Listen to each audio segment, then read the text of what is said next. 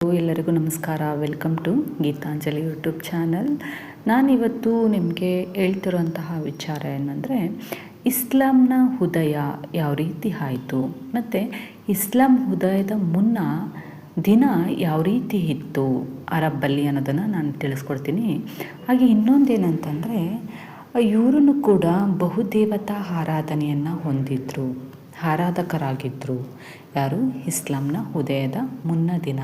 So ಆ ಒಂದು ವಿಚಾರವನ್ನು ಈ ಒಂದು ವಿಡಿಯೋದಲ್ಲಿ ನಾನು ನಿಮಗೆ ತಿಳಿಸ್ಕೊಡ್ತಿದ್ದೀನಿ. ಈ ವಿಡಿಯೋ ನಿಮಗೆ ಇಷ್ಟ ಆಗಿದರೆ ಲೈಕ್ ಮಾಡಿ, ಶೇರ್ ಮಾಡಿ, ಹಾಗೆ ಸಬ್ಸ್ಕ್ರೈಬ್ ಮಾಡಿ ಅಂತ ಹೇಳ್ತಾ ಬನ್ನಿ. ಹಾಗಾದರೆ ಮಧ್ಯಕಾಲೀನ ಪ್ರಪಂಚದ ಇತಿಹಾಸದಲ್ಲಿ ಅರಬ್ ನಾಗರಿಕತೆಯನ್ನು ನಾವು ನೋಡುವಂತಹ ಸಂದರ್ಭದಲ್ಲಿ ಭೌಗೋಳಿಕ ಹಿನ್ನೆಲೆಯನ್ನು ನಾವಿಲ್ಲಿ ನೋಡ್ತಾ ಹೋಗ್ಬೋದು. ಇದು ನಮಗೆ ಮಾಸ್ಟರ್ಸ್ ಸಂಬಂಧಪಟ್ಟಂಗೆ PGಗೆ ನಾವು ಈ ಒಂದು ಸಬ್ಜೆಕ್ಟನ್ನು ಅಧ್ಯಯನವನ್ನು ಮಾಡ್ತಾ ಹೋಗ್ತೀವಿ. ಇಲ್ಲಿ ಭೌಗೋಳಿಕ ಹಿನ್ನೆಲೆ ಅಂದರೆ ಪಶ್ಚಿಮ ಏಷ್ಯಾದ ಒಂದು ಪರ್ಯಾಯ ದ್ವೀಪ ಅರಬ್ಬಿಯಾವು 10 ಲಕ್ಷ ಚದರ ಮೈಲಿಯಲ್ಲಿ ವಿಸ್ತೀರ್ಣದ ಪ್ರದೇಶವನ್ನು ಹೊಂದಿರುತ್ತೆ. ಮುಕ್ಕಾಲು ಪಾಲು ಮರಳುಗಾಡಿನಿಂದ ಕೂಡಿರುವಂಥದ್ದನ್ನ ನಾವು ನೋಡ್ಬೋದು. ಕೆಲವು ಒಯಸಿಸ್ಗಳನ್ನು ಬಿಟ್ಟರೆ ಅರಬ್ಬಿಯಾದ ಬಹುಭಾಗ ಮರುಭೂಮಿಯಾಗಿದೆ.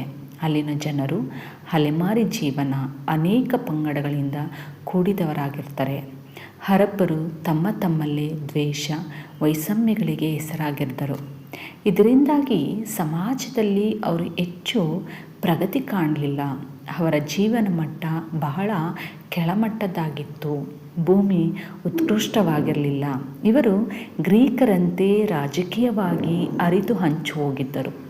ಸಮಾಜದಲ್ಲಿ ಜೂಜು, ಮದ್ಯಪಾನ, ದರೋಡೆ ಮುಂತಾದ ನೀಚ ವೃತ್ತಿಗಳೇ ಪ್ರಧಾನವಾಗಿದ್ದವು.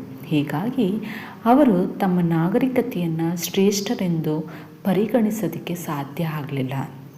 ಸೊ ಇದನ್ನು ನಾನು ಹೇಳ್ತಿರೋದು ಮಧ್ಯಕಾಲೀನ ಪ್ರಪಂಚದ ಇತಿಹಾಸದಲ್ಲಿ ಅರಬ್ಬರ ನಾಗರಿಕತೆ ಅಥವಾ ಮಹಮ್ಮದ್ ಪೈಗಂಬರವರು ಬರೋಕ್ಕಿಂತ ಮುಂಚೆ ಇಸ್ಲಾಂ ಧರ್ಮ ಅಥವಾ ಅರಬ್ಬಲ್ಲಿ ಯಾವ ರೀತಿ ಇತ್ತು ಅನ್ನೋದನ್ನು ನಾನು ನಿಮಗೆ ತಿಳಿಸ್ಕೊಡ್ತಾ ಹೋಗ್ತೀನಿ.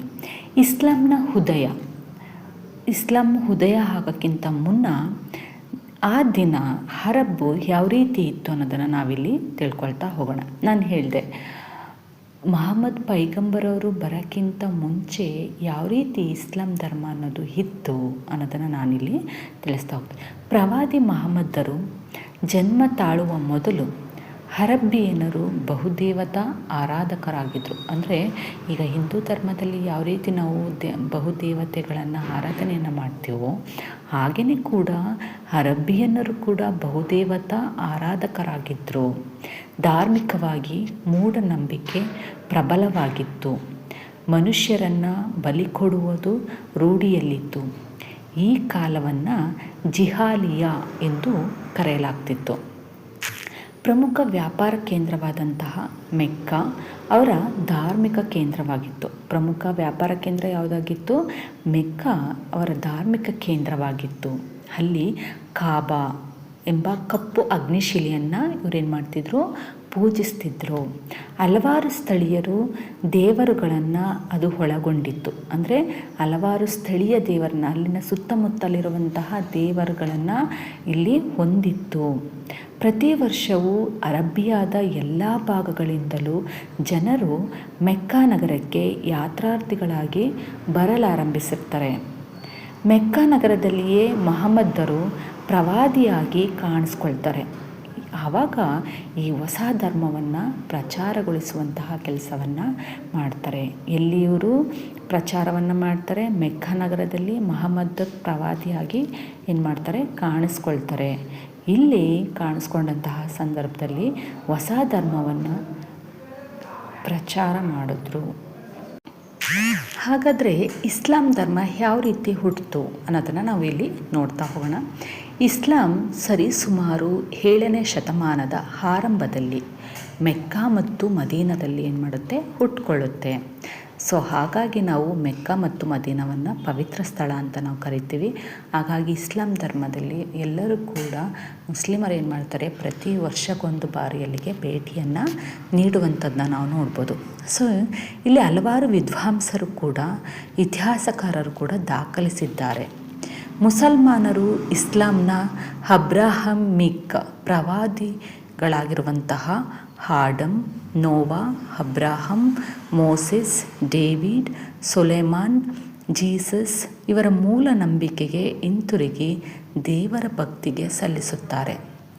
ಹಾಗಾದರೆ ಇಸ್ಲಾಂನ ಉಗಮ ಮತ್ತು ಹರಡುವಿಕೆ ಯಾವ ರೀತಿ ಆಯಿತು ಅಂತ ನಾವಿಲ್ಲಿ ತಿಳ್ಕೊಳ್ತಾ ಹೋಗೋಣ.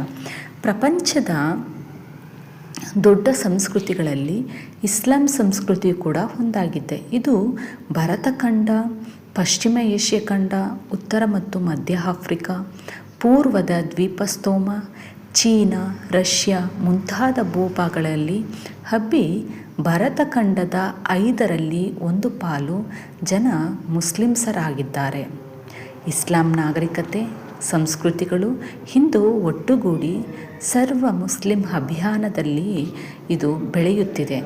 ಇಂದು ಪ್ರಪಂಚದ ಪ್ರತಿ 6 ಜನರಲ್ಲಿ ಓರ್ವ ಇಸ್ಲಾಂ ಅನುಯಾಯಿ ಇದ್ದಾನೆ ಅಂತ ಇಲ್ಲಿ ಪ್ರಧಾನ ಶೇಕಡ 18ರಷ್ಟಿದ್ದಾರೆ ಎಂದು ಗುರುತಿಸಲಾಗಿದೆ.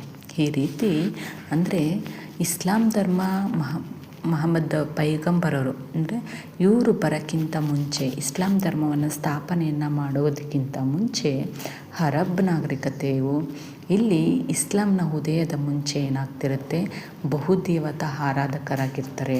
ಇವರು ಕೂಡ ಬಲಿದಾನವನ್ನು ಕೂಡ ಮಾಡ್ತಿರ್ತಾರೆ ಮತ್ತು ಮೂಢನಂಬಿಕೆಗಳಿಗೆ ಪ್ರಬಲವಾಗಿ ಇರ್ತಾರೆ ಅನ್ನೋದನ್ನು ನಾವಿಲ್ಲಿ ಈ ಒಂದು ವಿಡಿಯೋದಲ್ಲಿ ನಾನು ತಿಳಿಸಿದ್ದೀನಿ.